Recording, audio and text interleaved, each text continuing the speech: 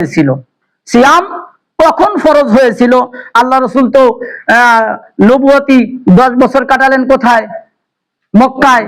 13 বছর কাটালেন মদিনায়। তো সিয়ামটা কখন থেকে শুরু হয়েছিল? ওখানে আছে, মার্কিং করে রাখেন কিন্তু। সিয়াম কখন ফরজ? রাসূল সাল্লাল্লাহু আলাইহি ওয়াসাল্লাম হিজরতের দ্বিতীয় বর্ষে, শাবান মাসের 28 তারিখে মতানৈক্য আছে, শুধু মনে রাখেন হিজরতের দ্বিতীয় হিজরিতে শাবান মাসে। কেউ বলছেন 3 সপ্তাহ আগে, তাহলে এদিকে 17 তারিখ 15 তারিখ চলে আসে।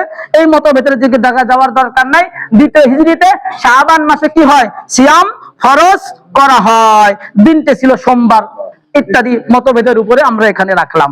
তাহলে আমরা সিয়ামের মানে ফরজ হওয়ার দলিলগুলো আমরা জানলাম নাকি?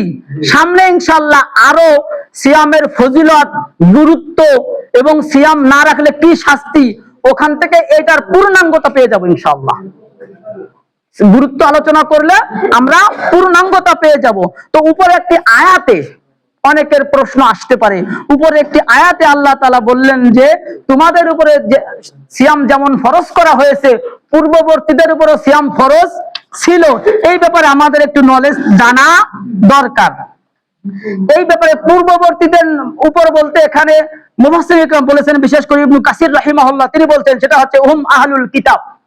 এখানে পূর্ববর্তীদের বলতে উদ্দেশ্য করা হয়েছে আহলে কিতাব, তাকি ইহুদি এবং খ্রিস্টানদেরকে তাদের কিতাব এসেছিল তো আল্লাহর পক্ষ থেকে, তাওরাত আর ইনজিল, জানেন তো? জি, এই জন্য তাদেরকে আহলে কিতাব বলা। ওদের উপরে কি এইটা উদ্দেশ্য করা হয়েছে? ওদের উপরও সিয়াম ছিল। কামা যাকারা ইবনে কাসির রাহিমাহুল্লাহ, তিনি উল্লেখ করেছেন। তিনি ইবনে কাসির রাহিমাহুল্লাহ বলছেন আন্না সিয়ামা কানা মা'রুফান, এই যে আমরা যেভাবে সিয়াম রাখি, এই যে সিয়াম পরিচিত যে সিয়াম, এই সিয়াম কিন্তু তাদের উপরও ছিল। অনুরূপ ভাবে আন্না সিয়ামাহুম, তবে ওই যে একটু শরীয়ত যেহেতু আলাদা, সিয়াম ছিল কিন্তু একটু ব্যতিক্রম কিছু ছিল।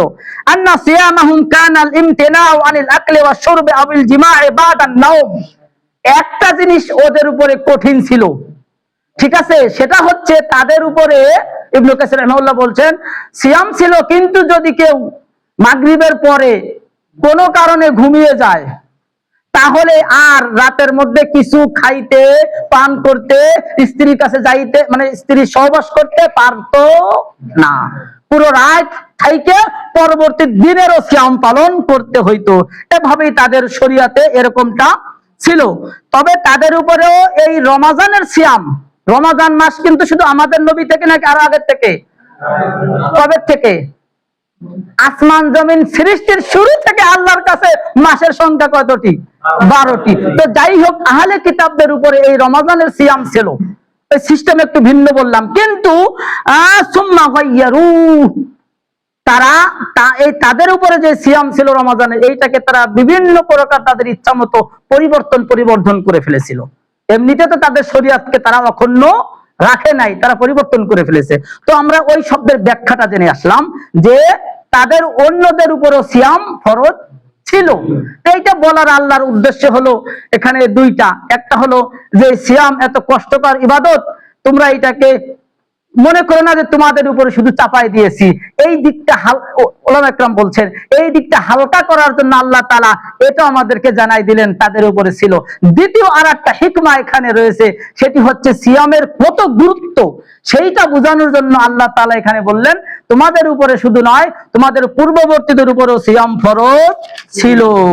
আলহামদুলিল্লাহ, আমরা সিয়ামের পরিচয়, সিয়ামের রকম, সিয়ামের প্রকার এবং সিয়ামের হুকুম জানলাম। ঠিক আছে, ইনশাআল্লাহ আমরা পরবর্তী পৃষ্ঠায় চলে আসি।